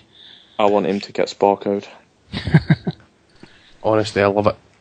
Andy G's asking, no, I can't comment on this one because I never saw his fight, but did Mitchell Smith's performance show us that he can go to world level? No. No. He did apparently hurt his hand now, didn't he, early, but I mean, it wasn't a good performance at all. Shep is asking, which matchroom fighter was least deserving of a world title shot? Lee Purdy, Brian Rose, or Anthony Crawler? Probably Purdy out of them ones, but Purdy was a late replacement for Kell Brook, wasn't it? 3 weeks notice. But if you're giving me Anthony Crawler, I think he's earned his stripes, and Brian Rose, like it or loathe it, he got to a mandatory position. Yeah, Purdy, yeah. And Eddie Hearn is making his fighters famous/rich by getting them into mandatory positions. And he does say that he'll get them there, and if they're good enough they'll win, and if they're not good enough they won't win. But I mean, obviously some of his mandatory fighters he puts more support behind than others, i.e. getting home advantage. But he is doing well, and he's well practiced at getting these mandatory positions.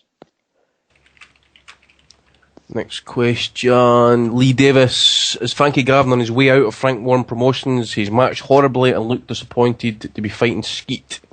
I don't think he'll leave Warren, in all honesty. I think it's Frankie Gavin's fault rather than Frank Warren's fault at this stage. And then the last two questions are aimed at me, so I'll need to take this up.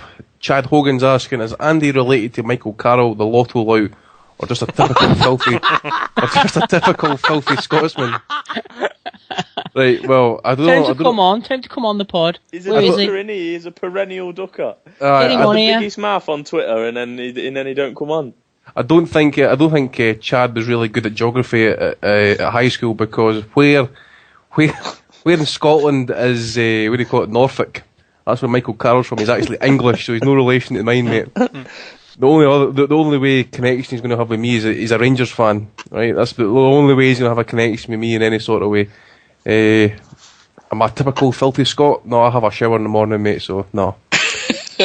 Typical tight Scot? Yeah, probably. Yeah, I'm pretty tight with the money, aye. It's just where we are. That's how I'm an international jet setter, so I can afford to go abroad and that. Scott Shithead, I think this is Shep again, Shepherd Twatter. I think that's Shep, it's on Mixler chat. Question for tonight, what's took more of a beating over the last 2 weeks, British boxing or Andy Patterson's liver? See for the last 6 months my liver took a hell of a batter, and I actually need to get back into fucking training again, because this is shocking. It's fucking terrible. So what took a more of a battering then, guys, in your opinions?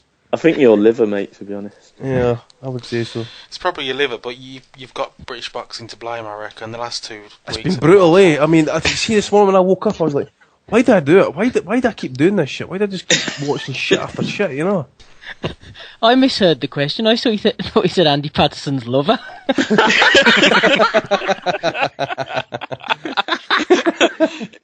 And British boxing did it to him. He was so frustrated at the television he had to go beat his wife.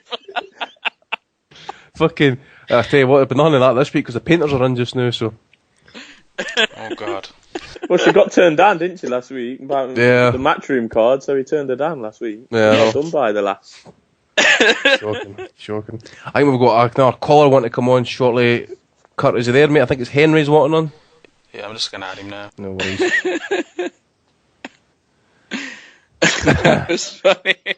I'm glad Mrs. Patterson never listens to this show. It's one of the horrors that she would hear. Oh God, she's been fucking therapy, by the way. Alright, here he comes. Henry. How you doing, guys? Not bad, mate. How you doing? Can you mute your mixer, please, mate? Yep. That's it. Fire away, mate. What's in your mind? Yeah, I just wanted to run through a couple of things. I missed last week's show, but I was at the Liverpool card.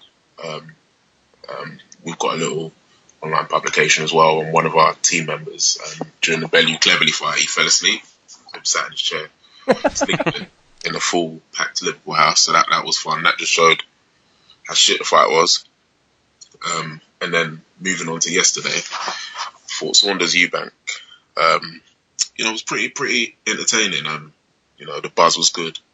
The fight was alright. I picked Eubank just because I was trying to predict the next big star. I had nothing to go off, really. Proved me wrong nicely. I don't know what Senior had been seeing in the gym. The clown's got no balance. Got great power, good potential, but he didn't show anything to suggest what Eubank was seeing. But I think he'll come again. Obviously, I think some people wrote off Billy Joe skills, but he boxed the plan, and that was good. Tyson Fury, he did all right as well, but I think I don't know. Chisora just almost became shot overnight, really. For Tyson Fury to just do that to him, boxing southpaw, not to turn Max Kellerman, but make him look like Pernell Whitaker in there. I was quite shocked with that. And then to top it off, I was supposed to go out afterwards, but because it finished so late, I couldn't go nowhere. So that's my recap, really. Is that all you got to say about it, aye? Yeah, pretty much. And also I watched Terence Crawford afterwards, actually. And you lot were talking about him going up to 140 earlier as well. I think he should fight Jesse Vargas. I don't know if Bob Arum will put him together, but I think that's a natural fight at 140. I think he does well there. I think he beats Peterson as well. The only one I'm not sure about is Danny Garcia.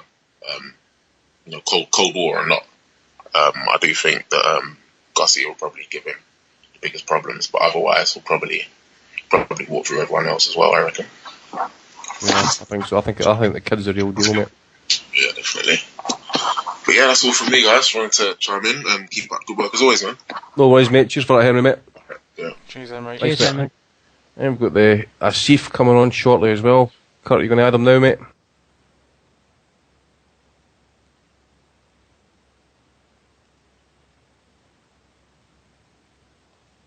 Here he comes. Oh, he's got a picture of Vlad on his Skype chat. Asif, you there, mate? Yes, I'm here. Thanks for having us on. No worries, mate. I take it you want to speak about Fury Chisora? Yep. Just want to talk about that, really. So just going into the fight, and I'll put this out there as well. I was supporting Derek Chisora. I'm a Derek Chisora fan. And going into the fight, I thought, obviously my heart overruled my head a bit. I thought Tyson Fury's not been active for 18 months, apart from a small prenup since the first fight. A few years ago, Tyson Fury, I felt, took a step backwards a bit in terms of the quality of opponents, whereas with Derek Chisora fought more better quality opponents like your David Ayes, your Helenius, your Klitschko's. So going into this fight, I think everyone expected to be a lot more closer, but I need to say big respect to Tyson Fury, massive respect in terms of to dominate a guy like Derek Chisora every single round, fighting southpaw and just making it look so easy. It reminded me of a big guy in the school just beating up a little kid in the school. That's what it was. Were you disappointed anyway, mate, that Del Boy's performance? I mean, there just seemed to be, I don't know if it was a lack of urgency, something just seemed to be not right with him last night, I felt. Oh yeah, definitely. I mean, Derek wasn't, that was the saying, I mean, how can he perform worse than the first fight when they fought each other? And I think maybe he was confused over Tyson Fury's style, because I don't think he was expecting Tyson Fury to come out southpaw. But after the second round, when I looked at Derek Chisora's face in the ring, he looked like he didn't know what to do. He actually looked like a person, he had no idea about Tyson Fury. Because obviously, Derek Chisora's style is always going forward, and Tyson Fury was obviously on the back foot, just letting his jab go. And I don't think Tyson Fury, was even touched that fight, if maybe once or twice. So I have to give a lot of respect to Tyson Fury. It was a big fight that. It was a WBO eliminator fight.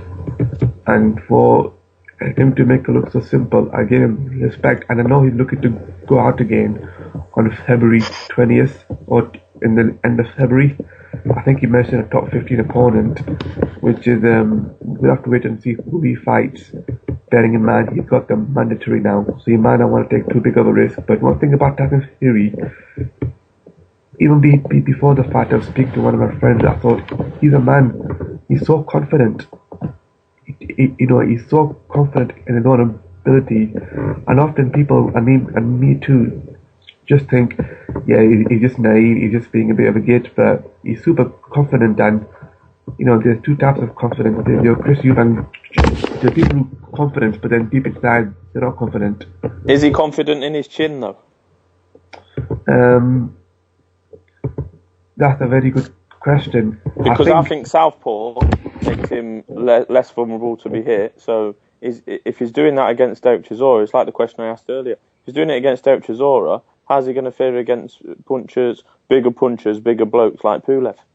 Oh, no. I think it'll be totally different then. I think he'll struggle with people a bit taller and a bigger range, because people forget Tyson Fury had an 8-inch height advantage and he had an 11-inch reach advantage. 11-inch reach advantage. That's huge. Now, I think one of the differences between the Derek Chisora fight and the Steve Cunningham fight was actually Peter Fury. Peter Fury wasn't he couldn't be there for the Steve Cunningham fight. So I think him being there, being able to discipline and guide Tyson Fury, and I think that was one of the big differences. I mean, I know it's about getting the win. He's been out of the ring a long time, and it was a safety first approach last night. But I think, and I said before, Chisora is damaged goods. Fury had all the advantages last night, height, reach, as you've said, and it could have been a lot more impressive for me, and that's disappointed me a bit. Yeah, I do think that the Tyson Fury, if he wanted to, could have let his hands go, and he could have knocked out Derek Chisora. I do agree Derek Chisora is not the same since the David A fight. A lot of fighters, when there's certain fights after when they lose, they're not the same. Like Chad Dawson against Andre Ward, there's certain bad knockouts really change a fighter. Like Enzo McAnally against David A, he wasn't sure afterwards. So I think, Tyson Fury could have let his hands go. But, Derek Chisora, he's damaged goods, but, he was on a bit of a good run. He's beaten, a few decent people on the way in his last 4 or 5 fights. He was in the best shape of his career. So we shouldn't really take the glory away from Tyson Fury. He beat a guy on a good streak. He's beaten the European champion. And he's beaten a guy without moving around.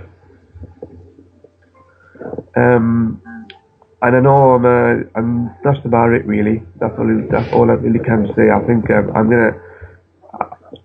was one of those people that felt, Tyson Fury is just just wait till he gets knocked out and all that. But remember, he's still 26. He's only 1 year older than Anthony Joshua. Steve, who's playing the piano in the background? Oh, sorry, I just got the television on. Sorry. All right. I thought it was someone in your household was maybe into Mozart or something like that, doing it in D sympathy major and all that sort of stuff. Mate. No, I'm not doing that stuff. We're just watching. Me and my wife are just watching a old British film. Good old British film. Final question for you, mate, before we let you go. Does Fury beat Vladimir? No. How do you see it finishing? It's interesting because I don't see Fury beating Vladimir because it's a lot to do with levels as well. Vladimir is at a higher level. He doesn't have to come in close. He can stay at a range. And if I'm honest though, I do believe Tyson Fury will give Vladimir a lot of difficulties, and I'm going to say that he will give Vladimir a tougher fight than Kubrat Pulev, because Tyson Fury, he can actually fight on the inside as well. Vladimir can't fight on the inside. Tyson Fury can fight on the inside. He can let his little hooks go on the inside, his little hooks. And so I think that's where he's got the advantage. Then Vladimir Klitschko. Klitschko can only fight in range. If he comes in, he'll hold you. Tyson Fury can fight at range, and he can also fight at on the inside, which is good. He's obviously got a bigger reach and a bigger height. But I do think Tyson Fury, he's been vulnerable a few times when he's got hit on the chin and he does go on the back foot. And if that happens with Vladimir's got the ability to back it up. But Tyson Fury is a big puncher as well. But I do think it will be a good fight. I do think it will be difficult for Tyson Fury because it's not going to be a case like, it's not going to be fighting an opponent who's going to be coming in like Derek Chisora. It's going to be a case of, I think it will be similar to the Pulev fight, where they fight in the middle of the ring, a bit of chess here and there. It'll be a good fight though, and it's one I would look forward to now, because Tyson Fury is a much better boxer than when he was 2-3 years ago. And don't forget, he's still only 26 years old. No problem for that, mate. Thanks a lot for that. No, you're okay. Thanks for having me on. Thanks for calling in, bud. Right. Cheers. Bye. Thanks, Cheers, mate. Bye. Right, guys, I don't think we're going to have the Bellew of the Week award this week. It's very, very thin on the ground. I mean, last week was just chock-a-block with names and stuff, but they've only got two Eddie Chambers. For what? There needs to be a Bellew of the Week every week, lads. We're famous for it now. Yeah, I know, but I've only got Chris Eubanks Sr. For saying his son's the most talented fighter since Sugar Ray Leonard, and telling him how to sit down on his stool after the first round. We can add him to next week, and we can have a stacked one. Yeah. And I have Eddie Chambers as a member of the Sky commentary team. I mentioned this last night. He said, when Vlad looks at Fury doing this to Derek Chisora tonight, he's going to think to himself, I don't want any part of this man. Because that's the thing. When you get to the point in your career that Vlad is at, you don't want to be messing around with hungry young lions like Tyson Fury. I think we'll maybe push that on to next week then, because the other one I've got is Barry Jones during the Eubank fight saying, beautiful Ebola uppercut there from Eubank. I think he meant to say Bolo uppercut, eh? Beautiful Ebola. Can I give you a semi-serious one from Tony Sims in last month's Boxing Monthly? Asked about the Matchroom connection. He said, I wouldn't say I was a house trainer because Matchroom don't have a house trainer. I had a meeting with David Price and he mentioned that to me about being a Matchroom fighter, and I said to him, no, but if you go with Matchroom, then I'd be interested in training you. I'm happy to work with Matchroom. So that's a Bellew of the Week right there. I'm happy to work with Matchroom. I like Matchroom. I like the way they work, and I'm happy to have all my fighters with them. I wouldn't train a fighter if he didn't work with Matchroom. There we go. Dangerous. I think we should leave it a vacant award this week. What do you think, Kurt? Yeah, and we can do a Frank Warren. We can stack them all on next week and make it a long one. Yeah, I think so. As I say as well, I mean, we just didn't want to hand this award out willy-nilly. It's a serious award, it's world renowned now, so I think we've got to kind of stick by our principles and vacate it this week. So that being the case, a slight discussion we could discuss. I think Alex should come up with this topic. Top 3 Fighter of the Year list for 2014. To be honest, I think I can only think of 2. Kovalev and Crawford would be definitely in the top 3. I don't know who the other person would be. Roman Gonzalez. That would be my third pick. Donnie, give me your top 3, mate. Yeah, no, that's what I was going to add. Those are my 3. Your 3. Alex. Is Alex still around? Alex. Where's he went to, the prick? Adam, take it up. Well, I'm going to sound like a broken record, but everyone knows that I'm a Kovalev fan. No, I'm not going to say Frot. No, but a broken record. I've backed Kovalev, so I need. I need that to come in. It is going to be.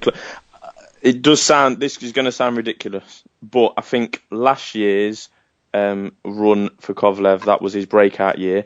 and I think that stands him in good stead for this year, and you know, he's cemented his position kind of. I think Crawford, it's been more of a breakout year for Crawford, although it has been very impressive.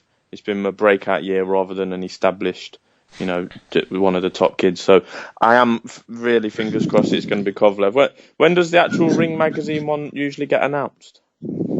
Is it no? Did they not have it in January? No, I think it's for the January edition. Yeah, because they do a show. It might even be February actually, because if I recall correctly, Nonito Donaire won it a few nights before and accepted an award and went to the dinner a few nights before. And smashed up Rigondo. Yeah, exactly. Yeah. But I mean, it's been a pretty poor year, and there's a lot of weak contenders. I mean, you're talking about Crawford, you're talking about Kovalev. Yeah, he has the good win over Hopkins, but who else did he beat? That Australian Blake Capolero or something. And who else did he fought? Someone else, didn't he? Was it Silak this year? Was that? No, he fought Fonfara this year. That was Stevenson that fought Fonfara, was it? Was it Cedric Agnew he fought? Yep. Agnew, yeah. So I mean, they're them two are decent wins, but the Hopkins win is obviously the big one. But again, you know, it's not there. I mean, is there anyone still to fight who can still win it? I mean, I think on December 13th. Oh God. Devin Alexander could. Devin Alexander to win by knockout. Let me just ask, and I'm actually half serious with this. What if he were to knock out Alexander, which has never been done before? Not going to happen. I'm half serious with this. No fucking chance. Not going to happen. Unless Alexander quits on an eye cut or anything like that. No, Steve, the question is top 3 fighters of the year. Who's in your top 3 for this year? Oh, Crawford definitely, Kovalev, and probably Golovkin or Gonzalez for the third one. Definitely the first two. The third one I can waver on. It's been such a weak year. I've said that many times. It's very, very poor year. Yeah, compared to last year, it's complete shit. What about Pacquiao? Does he get a shot? I mean, beat Bradley? Mm-hmm. Yeah. I mean, in terms of, there's not a lot of contenders there. I mean, for a guy who was brutally knocked out and looked finished, to be honest. Yeah, that's a pound for pound win right there. I mean, with Bradley, that's probably the best win of the whole year. What do we think domestically, lads? Tony Bellew? Anthony Joshua, obviously. Revenge. Maybe that's one for next week. Well, Carl Froch, obviously, right?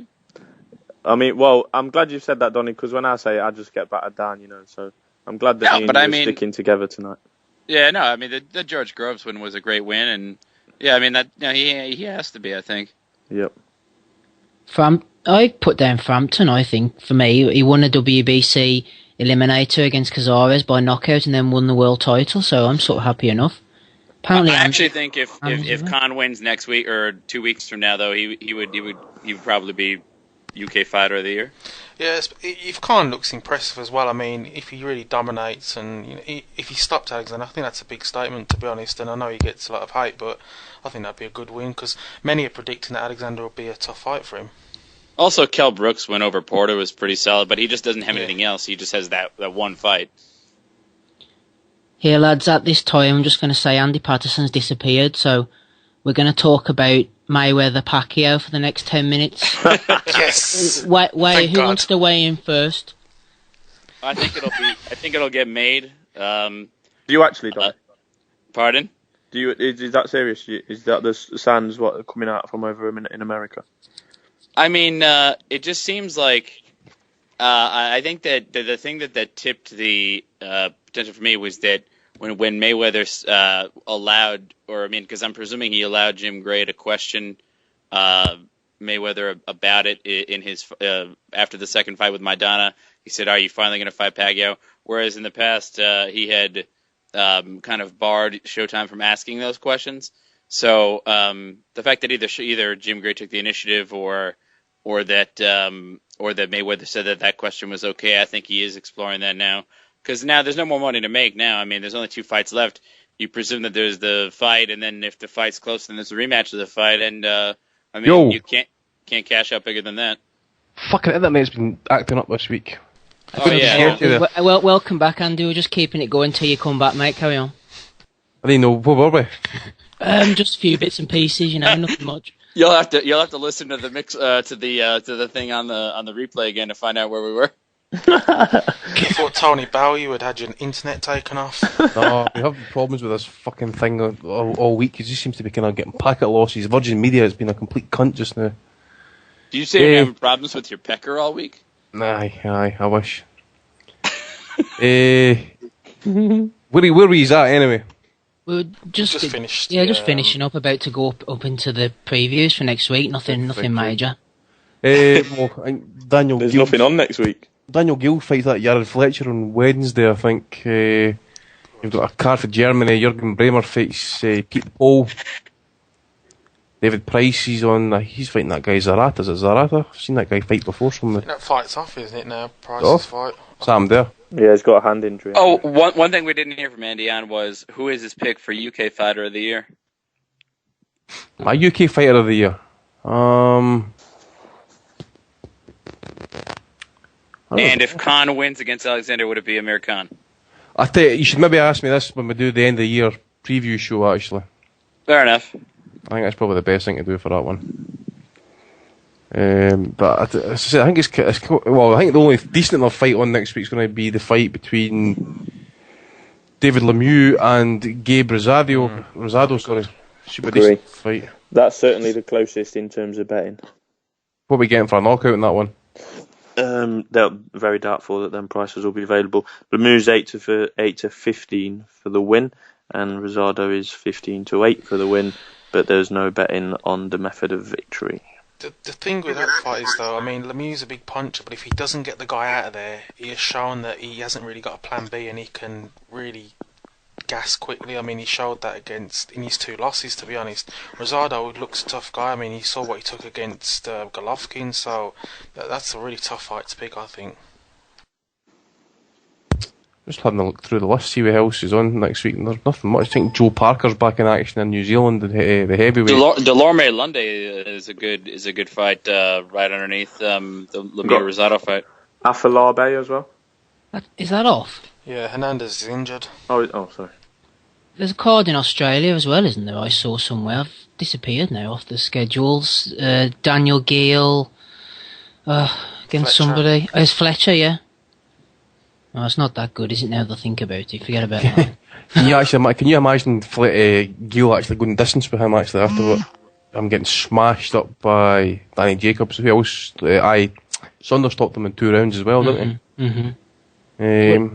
Jürgen Bremer, is he fighting at the weekend? Yep, he's fighting, I forget his name just now. Pavel Glazevsky. Pete the Pole. I see Arakawa's fighting in Japan as well next week, a 10-rounder. Surprised he hasn't got brain damage at the amount of beatings that guy's taken in the past couple of fights.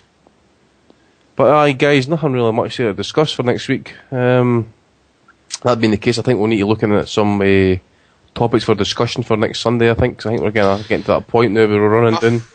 I think Sir Audley's calendar can take up a good 2 hours, to be honest. There's some marvellous photographs in there, high-definition photos. Good job from the photographer in that one. All for charity, I believe. $14.99. Go on, get it. AudleyHarrison.com, I believe. I bet you've got one for every room in your house. Charity as well. I bet you've got every one for room in your house, I bet you've got every room's covered. I bet you've actually got one stuck on your ceiling above your bed. So you can pull your member out and just kind of like toss away with it. Disgusting. Like that guy in Alan Partridge, is that you, Kurt? No comment. Is there a prize fighter on next week? Is that apparently? Nah, I don't think so, mate, but I'll be skipping There that. is one coming up. No, it is December the 6th, yeah. It's next week. Is it December the 6th? Yeah, that was the date that they was talking about. I never saw anything there, actually, mate. Who's in it? That's next week, isn't it? Yeah, because someone from Ireland, the Irish card, was winning you in, so it's definitely John not. O'Carroll, yeah, he's on it. Oh, is this the one with Carol Dilks not on it? John Quigley. Yeah, John Quigley's on the. I think he's on the card anyway. I'll be giving that a miss. I don't watch that. It's Gary Buckland, Stephen Foster Jr., Craig Wyatt, Joan O'Carroll, Danny Connor, Michael Devine, Lee Martin, the one at Floyd Moore, Martin Ward, and Maxie. Oh wait, I'm sorry. Then Martin Ward and Maxie Hughes are fighting each other as a 12-round fight. Yeah. Kurt, you know Fraudley, has he tweeted you previously, or was it... That's Sir Audley. Was it the first time you've had contact with him on Twitter today? No, today it was, yeah. He spoke to me before. I asked him what he was doing, and he said he was coming back, but obviously I think he got an injury. He was supposed to be fighting on last week's Liverpool card, but he got an injury. I'm just wondering what he feels inside when he sees your profile picture. They video Skype all the time, though, so... Yeah. He told me great picture, so he's happy with it. Just noticed that actually as well. See you on December the 12th, it's a Friday, Lara against Smith.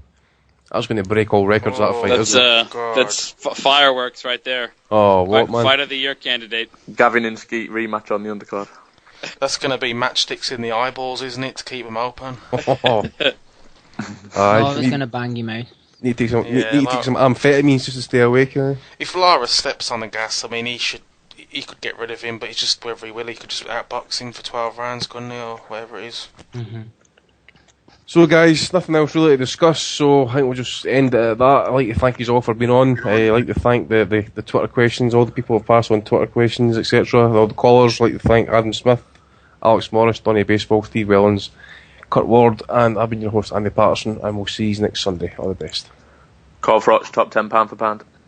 Clock nose flat. Wildly's calendar.